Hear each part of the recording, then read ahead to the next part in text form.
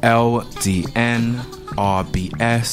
We have another special guest in the. I sound like I'm rhyming. Yeah, go on. Because of the beat. But we have another special guest in the building, a friend of LDNRBS, Dej The Ego. Let's give him a clap over here.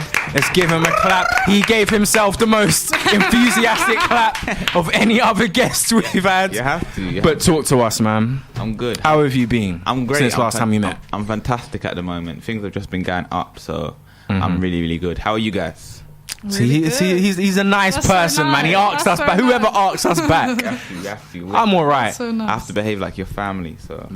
He has to behave. Yeah. Like, no, like right? you guys are family. Yeah. no, okay. I was like, So how are you, Ty? I'm Yeah. okay, man. I'm okay. I'm living life. 2 shows in 2 weeks. Plug. Okay. But yeah, you know how it is. Okay, cool, That's how I'm good. feeling. And how are you? I'm very good, thank you. Okay, cool. Most definitely. Now we got over the how are yous. Yeah. So, music, man. Yes. Like I always say, First, can I say something? I cannot stop seeing your orange jacket everywhere. Orange? On the feed, everywhere. Yeah. It's so sick. Like, my friends are telling me, have you seen the guy with the orange jacket?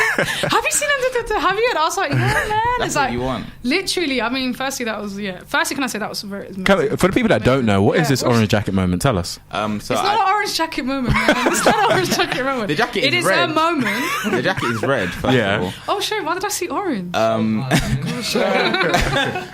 And I was on the Afro Music Hub, but like I did a performance of my song Recess, so it's kind of like a colours show kind of thing, but like kind of around Afro like swing music, Afro music. Sick. So yeah, and that's gone. The feedback for that has been pretty good so far. I've seen it. I love the sound. Yeah, the sound was really, really catchy too. Yeah. Really good. So yeah, that's good. It's good that you're seeing it all over your time. Yeah, that's literally, what you want. everyone more is fans, more yes, fans. Most everyone definitely. More people being aware, basically.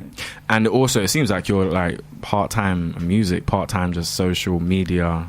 Like, it seems like every time I go on Twitter, it seems like you've said something that has just struck people, and you get loads of like. It just seems like your name just constantly. Wasn't it? You were even on. Was it? I'm Just Beta, one of them. Oh yeah, I've been on them a few times. Yeah. Because he's always saying something that he shouldn't say. Some viral tweets, yeah. They help though. I saw a YouTube one that you responded to someone about a girl. Oh yeah, Please tell me. I missed this one. Tell me where it was. So a girl basically did like a YouTube video on one of my tweets. Basically, I can't even remember what the tweet was.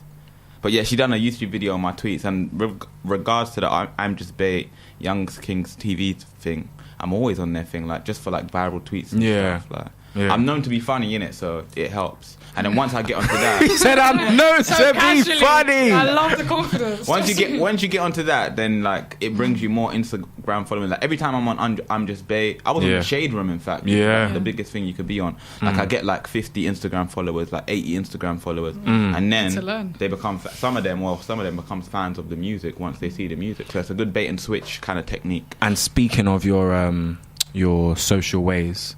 It seems like I've seen a few people posting up, and I think it's the same thing as yourself. But it seems like you got like a new show or something coming. Yeah, YouTube series. I know you probably didn't want me to say that out loud, but I did say it anyway. Past Meerkat, yeah. So me and my boys, we're doing like a little YouTube series. Like I don't want to say too much because we haven't got everything patterned yet, and I don't want no one to take the idea. But basically, it's like 9 of us, like. Most of us black men. 8. What's the name called again? Past the Meerkat. Past the Meerkat. What a name, people. Yeah. So that will be explained soon. Like, I don't know. But how it's basically like we're known to have like a really like popular friendship group, and it's like the dynamics of the friendship are like really unique, especially when there's like 9 people. So we've noticed that we've got something like just general conversations are good content that we could basically monetize, and we enjoy just being around each other kind of thing and having these conversations. So we just decided, I pitched it to my boys, like let's start a YouTube series, like YouTube is where it's at now. So I was like to them, let's start a YouTube series. We could never do that because Smiles is involved, but anyway, sorry. I have to say, as I was preing your page on Instagram, I've come Sarah was pre-ing your page. I'm trying to be cool, man. I'm trying to be cool. No, actually, do you know the first time, obviously, I interviewed you, I know you was doing psychology, so you're roughly built on that also. And I know that you're doing like talks at unis. This is really good. This is really good. So I was wanted to ask, how are you and how's it going with that at the moment? Definitely. That's amazing, man. Like, I'm so good. Good seeing, it's uplifting, you know. I see, it's lovely. That came about through Twitter as well. Like, I do some Twitter threads where I'm just like psycho-educating people because I love just telling people about psychology, making them more self-aware, making them more emotionally intelligent and socially intelligent. So just speaking about psychology. And then somebody approached me and they were just like, yeah, we're doing these university tour, like we want to do mental health talks. We want you to kind of be like the lead guy to kind of help facilitate the talks. And I was like, yeah, 100%, because I always like talking to people. The opportunity to go into universities and educate like younger people on like mental health issues, amazing. So like I was like, yeah. And then this year we've kind of started it. We've done KCL so far and York University. We've got Royal Holloway coming up next week. Good. And it's so sick. Like every single time we get like loads of like, we focus on like ACS societies kind of thing. We get loads of people. Like the room's always full. The conversation's always engaging. Would you feel like you've learned even being around these people? Exactly, 100%. Like mental health and psychology in general is something where it's all theory based. So there's not really any right and wrong. So just like hearing other people's perspectives is just like, it's just amazing. Like I was learning so much just the other day at KCL, like proper intelligent crowd teaching me things that I didn't know, quoting studies that I didn't know. Like, and it's just good to just be having that conversation to make it normal to have like a mental health conversation. Like we all know about physical health and what we need to do if we have the flu, what we need to do if our leg's broken, but with mental health we don't really have that. So it's good to have the conversation, and I enjoy talking anyway and just like learning. So like it's proper uplifting, and you feel like you're giving back, like you're actually helping people to do stuff. And then from these talks I get like loads of mentees. I can imagine. Like people follow me on Instagram, they follow me on Twitter, and then they're asking me about psychology, like how to get into the field, because you got to remember these are like undergraduates. So that they want to get into mental health and they're kind of confused because it can be a confusing field, and I'm just helping people to get jobs. Like it's just sick, man, honestly. I have to also big up Precious, because she's got the Man Up movement. Yeah, that's really good. And in that, do you know like what is going to be roughly like you're going to be talking about? I think it's just going to be a panel discussion, really. So like me, I think it's honestly refreshing. I have to say it's refreshing, because it's like how many people are talking right now, more awareness, and in men. Yeah, exactly. That's what it is. It's more in men. I feel like since the passing of Cadet, I really it's hard. It's a choke moment, but it's a moment that we realise that there's no reason to why you can't just show love and then discuss it as well. So really big up for that. Yeah, so we're gonna have like a little panel talk. I think there's just gonna be an audience. I think Precious is gonna bring up like conversations around mental health, and then we're just gonna be talking about it. And then I think there'll be giving questions to us and also to the crowd, and the crowd will have their opportunity to ask questions. That's really sick. Like what she's done is really sick. It is proper. Like the lineup, proper good as well. Like proper like rappers, but then people that are, like they put the mental health into their music kind of thing. So I'm really looking forward to it, bro. I get to meet T. Dinas as well. Shocker. So like I'm proper looking forward to that as well. 2 previous guests up on here too. But also I wanted to ask your music. Because it seems like a lot of stuff's been going on. Amazing. But it seems like, I don't know, if you're concentrating mainly on music, or what's the next step with? So music, first of all, since the last time I came here, I think I'd just come back from, I'd just been to Universal. Most definitely. That was a really, really good wave. Learned so much about the industry, like about the do's and don'ts. Like I hate a lot of industry people, like I just don't like them, like the way Ditto. The way they behave and stuff. So I'm learning how to kind of navigate it. Got invited to Warner, learned loads more, released some stuff, released an EP, doing really well. Got playlisted again 2 times after that with Bare Hair, Si Senor. So it's like been really good. Like I've built like a proper fan base now where I'm like confident to put out music now.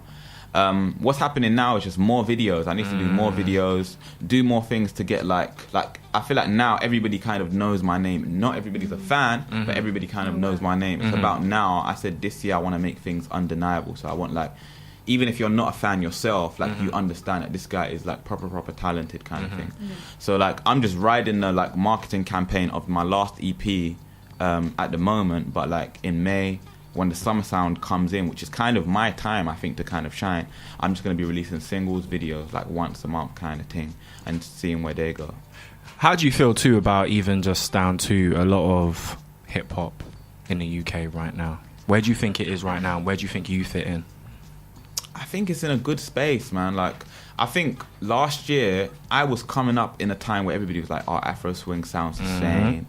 It's dying. It's going to die soon. Like, all these artists that are getting like Afro swing hits and all that, they're not really, it's not like good music kind of thing. So like I was hoping to kind of come in and make Afro swing sound more sophisticated, I would say. So like proper thought into the music, not just like quick hooks, quick melodies, like proper thinking about your music, so almost evolving the genre. I think I've helped to do that, and I think the genre has kind of pushed back as well. Like we've got like top 10 hits now, like all of this kind of stuff that's pushing it back. So it's like now I think summer will come again, and summer's the Afro swing time. Like Afro swing songs, like at university, at record labels, they'll tell you don't release an Afro swing song in winter. It's a summertime genre. Like when people are going out raving, that's what they want to hear. Like the bashment, the Afro beats, blah blah blah. So I think now this summer, I think it's going to be amazing. Like I think now is a proper time to kind of hit that. Like, and you've got the playlists that are always supporting it. UK rap playlists are always supporting it. So I think like I want to stay in this genre for a while. And you also said before, because this is LDNRBS, I have to ask the question. Go for it. You said before that the industry, not very much a fan of it. Why? It's just like there's just loads of fake people, man. So like a good example is Foxtrot was made. Foxtrot was known to be a sick song. Everybody liked it. There's a particular radio DJ, like I'm unfiltered. It's sad that my manager's not here because he would have probably been like to me, don't even say this, blah blah blah, but I'm unfiltered. But there's a particular radio DJ, and I'm talking about national radio, like one of the big radio stations, a nice little slot as well. I had like a 20-minute phone conversation with this guy, and he was like, send me every tune you make, like Foxtrot's sick, make sure you send me the clean audio. I'm thinking, yeah, I'm gonna be getting regular play on like a major radio station, which even if it doesn't bring me fans, which it will be a big look anyway. Like perception's a massive thing when you're doing stuff. Like just the fact that I'm getting played on national radio, that will bring me bare more fans 100%. From other people. Like even people that follow me that aren't fans, I'll be like, okay, he's on radio now, like he must be doing something sick. So I'm having this conversation, like a 20-minute phone conversation. This guy's busy, like he's a proper big like radio, blah, blah, blah. So he's busy. So for him to spare me 20 minutes on the phone, like call my phone, like he actually called me and for us to have a conversation, I'm thinking, yeah, this is blah, blah, blah, going to be a relationship. He was at the show, seen me perform, like snapped me driving home, listening to my song. So I know he genuinely likes my song. Yeah. He genuinely likes it. He's never played the song once. I can't give you a reason as to why. Like, he told me to send it to him. Sometimes he ignores me. I hate when people ignore me. He told me to send him all the music I have. I send it to him, like, and he just hasn't played the song. I don't know why. Like, and even if there's a reason why he hasn't played the song, because it could be something like, this is not suitable for radio. It's over 3 minutes, or you've got this, or you've got that in the song. Like, we need more vocals here. But just the fact that he's just ignoring it, or he'll come back to me and be like, yeah, this song's sick, but he won't play it. He'll be like, send me the clean audio. I'm going to try to get it spun. But he won't play it, and I don't know why. And it's just little things like that. And now we're in the stage where he's just ignoring me, and now I just can't even be bothered to send him music, because just because he's a big radio host, I'm not going to kind of beg him. So it's like little things like that. Like, you can't depend on anybody. You don't know what anybody's doing. Like, it's just weird, like a load of weird people. And I've got tons of examples like that, or where people will come to me for something and then just move weird. Like, I've got another example of somebody on Westside Radio. He approached me on Instagram for the track. I put the track up on my story. I think somebody reposted it, and then he comes to me and says, send me this, I want to play it on my show. I was like, yeah, cool, I'll get it sent. I got it sent in 2 minutes. And then his radio show came on, he didn't play it, and then I was like to him, oh, did you spin the track, bro? And he's like, I don't think I got it. I know you got the track. Like, the email's correct. Like, it's things like this that I can't even. I'm a psychologist, and I don't even have a theory for that kind of behavior. How does that? No, I was just thinking, because you know how you feel that. I feel that frustration, and I get that. And it's almost as if sometimes we need to, like. Do you feel like we just need to just act a certain way? So we can't really be ourselves and talk back as much as we want to, because the way I'm seeing things are now is just based on perception. Yeah. So if you're not really feeling things, it has to be in their way, certainly. 100%. But then why would you ask for their content? This is the thing. I can't answer that, but I'm thinking, I don't understand. I just feel like it's almost as if they just want you to know, like, we hear you, and that's enough. Okay, that's going to make you feel like, you know what? Nah, that's true. Like, they know me. I'm cool now. It's true, but I got someone who I play on my Wednesday shows, 7 till 10. Pulse FM, TY, Kofi in the morning. Nice. But he's dope. He's a dope artist. His name's Trunky, Check him out. He didn't find me. Someone showed me the tune. We got to know each other. And I said, this guy needs to be promoted. Like, he's proper, like, versatile. I play his tune every Wednesday, snap it. He didn't ask for nothing, no favours. But you know what? If you see something good in someone, I tell them all the time, send me your content, and I play it. Yeah. I play it because you know what? You never know where that person is going to become. Exactly. And if someone's coming to you and they're going directly and saying, weird, let me get your content, let me get this, I think I can play it. No, it shouldn't be I think I can play. If you're in a position of power, don't abuse it. Don't just hold on to someone's content. I don't think that's right. Exactly. Yeah. I do agree in the sense of if you're in a position of power, I don't believe you should be throwing someone's hopes up. And then I feel like that's what happens on a regular basis, though. It is sensitive, but I will say on the flip side, because I have to give you a flip side. I can't do it. I would feel ill if I didn't say this, so I have to say it. On the flip side, though, we ain't asking for respect, we take it. True. So, in a sense of, if we have tunes, or if me, I do it a lot. I'm trying to go here, there, and everywhere and do this, that, and the other. Sometimes I may want a yes to be able to go to the next stage. Now, I'm not asking them for anything anymore. I'm taking it. And ironically, the moment I took it is when progression started to happen. Because at the end of the day, human beings are fickle. Human beings are not very smart. So therefore, if we force the respect in terms of pushing, if one person says no, there's going to be 16 others around the corner that's going to say yes. 100%. So we're going to move forward in that way. Yeah, 100%. And that's something that I totally agreed with. And that's something, like I was saying, I'm learning how to navigate. But we're still human ourselves, isn't it? That's very true. It still hurts. I would be lying if I made out as if I've not had moments where I've been It still hurts, but that's why I was saying you have to learn to kind of navigate. And this is something, the advice that I'll give to every artist. Like, don't ever depend on one plug, one function, one person or anything. Don't put your hopes on that one person, and don't let any form of rejection be a judgment or a marker on how good you are. 1000%. Like, there's been other times where I've been rejected, where I've just shot my shot. Those are just two examples where it was weird for me, because like the people came to me. So it wasn't really about whether the content was good, because they already acknowledged the content was good. Then it's about why can't you play it? So there must be other things going on behind closed doors that I can't. And I don't think anything to do with you. It's nothing to do with you. I agree. Themselves. It's kind of learning that and not taking it as rejection. And one thing I will say even about Dej The Ego is before even LDNRBS was doing anything, before I guess yourself was really putting out a lot of music, I just heard the way you rap. I hollered because I just like the way you rap, and that's why. It was as simple as that. Literally, it was as simple as that, and it was organic. It wasn't about all of this other stuff or whether this or that. It just simply was. You're good at what you do. That's exactly why I said to you that I wanted to come on here, because when you get involved in all these stuff, they give you like these marketing campaigns. Do this, do that. Go here, go here, go there.